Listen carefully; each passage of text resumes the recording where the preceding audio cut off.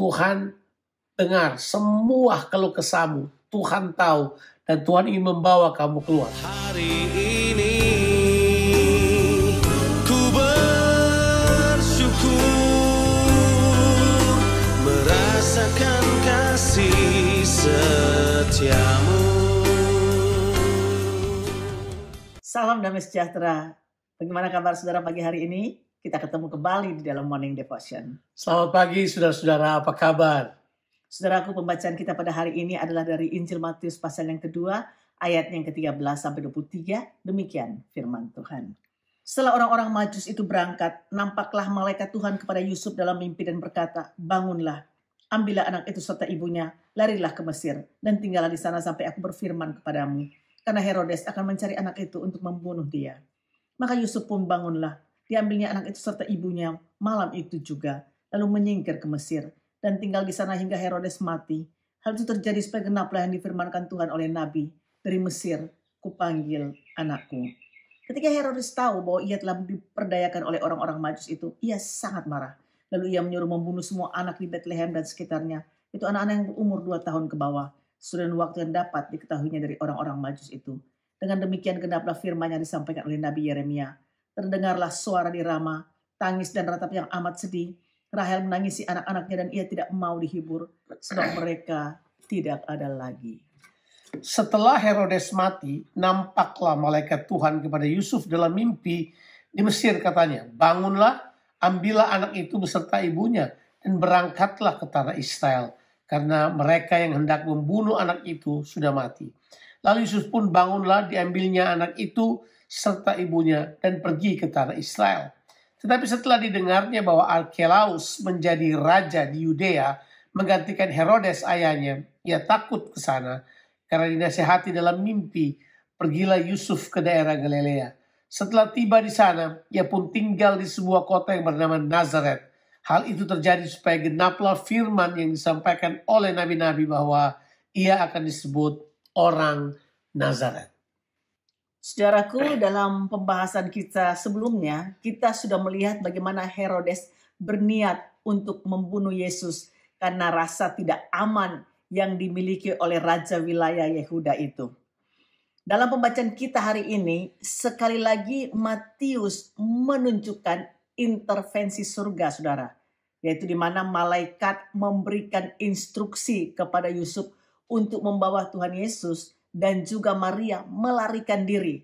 Tentunya melarikan diri ke Mesir. Yusuf mentaati petunjuk malaikat itu dan menyingkir ke Mesir untuk beberapa waktu lamanya sampai Herodes Agung mati. Saudaraku, ternyata peristiwa menyingkirnya keluarga Yusuf ke Mesir ini oleh Matius, ini menjadi pernyataan penggenapan nubuatan dari kitab suci, yaitu Nabi Hosea yang berkata bahwa dari Mesir kupanggil anakku. Nah, narasi Matius jelas di sini bahwa Matius mau mengidentifikasikan Yesus dengan Musa dan juga dengan bangsa Israel. Kalau saudara perhatikan baik-baik bahwa peristiwa yang terjadi dari ayatnya ke-13 sampai ayatnya yang ke-18 itu tidaklah tercatat di Injil-Injil yang lain, misalnya Markus atau Lukas.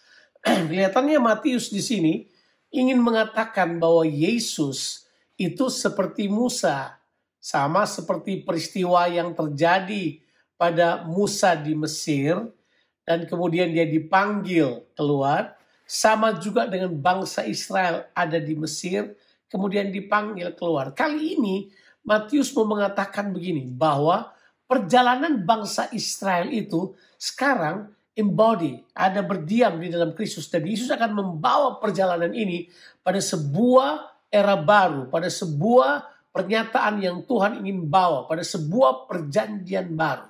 Jadi kelihatannya Matius ingin mengidentifikasikan Yesus dengan pengalaman Musa ataupun pengalaman Israel sebagai satu bangsa untuk menyatakan kali ini Tuhan akan memakai Yesus Kristus ini untuk membawa Israel kepada sebuah permulaan baru yang dia sedang bawa di dalam perjanjian baru.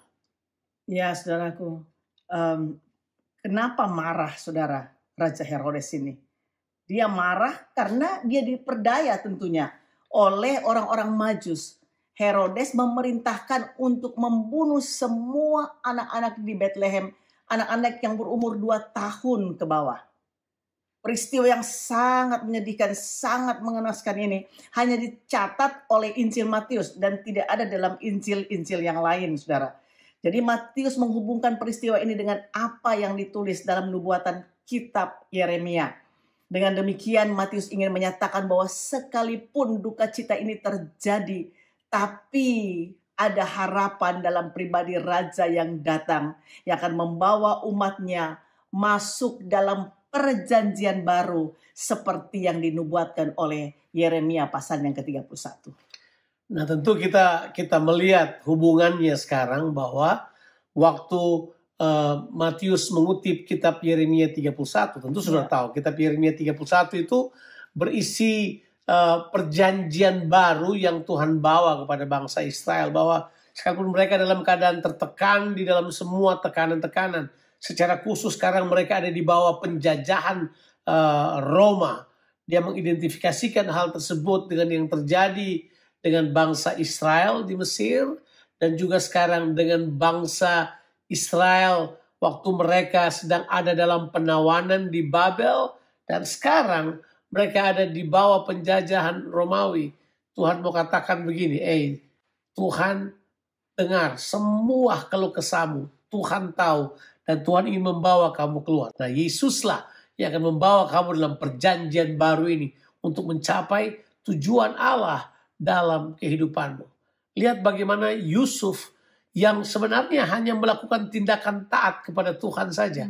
Tapi dia telah menjadi faktor penentu. Kerajaan Allah dinyatakan, nubuatan-nubuatan firman Allah di perjanjian lama tergenapi.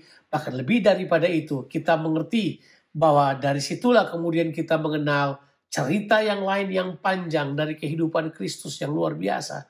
Dari keputusan-keputusan yang diambil oleh Yusuf.